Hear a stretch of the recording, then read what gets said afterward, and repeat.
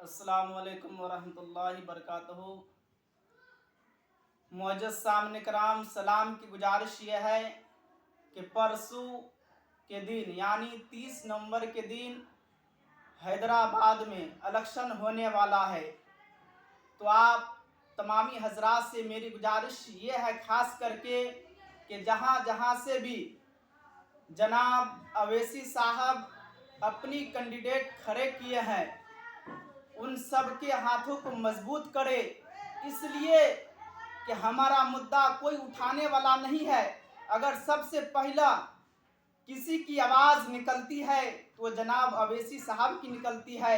आज बहुत सारी पार्टियां हैं, अब अवैसी साहब पर गलत इल्ज़ाम लगाते हैं कि अवैसी साहब बी टीम है, बीजेपी से मिला हुआ है, जबकि हमारे अवैसी साहब जबकि ये ऐलान कर दिया, एक वीडियो जाहिर करके ये ऐलान किया कि अगर कोई मुझे ये समझता है कि बीजेपी की ये बी टीम है तो चले प्यारे आका सल्लल्लाहु अलैहि वसल्लम के रोज़े अक़दस को पकड़ करके मैं क्रिया खाता हूँ।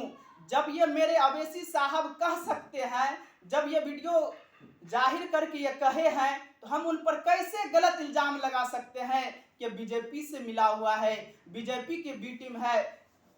मैं आप तमामी हजरात से गुजारिश खास करके वीडियो बनाने की मेरी यही तमन्ना है कि आप हजरात इन बातों पर गौर व फिक्र ना करें, गुमराही में ना पड़े, बल्कि जहाँ जहाँ से अवैसी साहब अपना कैंडिडेट खड़े किए हैं उन तमामी हजरात के हाथ को मजबूत करे। देखिए, आज कहते हैं कि अवैसी साहब बीजेपी से मिला हुआ है, बी टीम है। जब कोई मुद्दा उठाना हो तो सबसे पहले अवैसी साहब बोलते हैं। जब पार्लियामेंट में एनआरसी का मुद्दा लेकर बीजेपी सरकार आई तो सबसे पहला काम हुआ अवैसी साहब उस पर आवाज उठाई और बिल को फाड़ करके फेंकने का काम किया, तो सबसे पहले अवैसी साहब किया।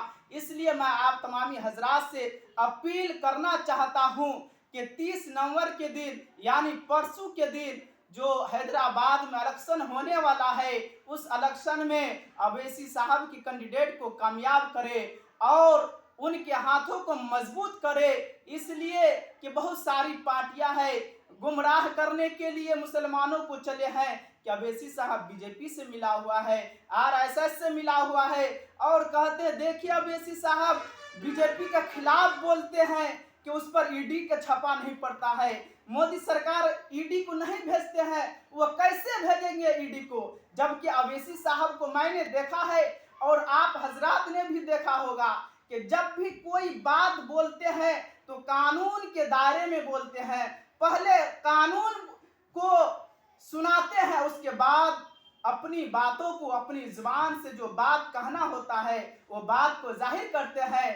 तो बताइए ईडी कैसे, हमारे हिंदुस्तान के जो वजीर आला है मोदी सरकार, वो कैसे ईडी को भेजेंगे जबकि कानून के दायरे में भेजते हैं? इसलिए मैं आप तमामी हजरात को कहना चाहता हूं कि किसी की बातों पर गुमराह ना हो, अवैसी साहब के हाथों को मजबूत करे और उनको कामयाब करे। इंशाअल्लाह आप लोगों ने चाहा और अल्लाह ने चाहा, अल्लाह के करम से अवैसी साहब की कैंडिडेट ज़रूर कामयाब होंगे। और अगली वीडियो के साथ आप हजरात के सामने मैं मिलता हूँ।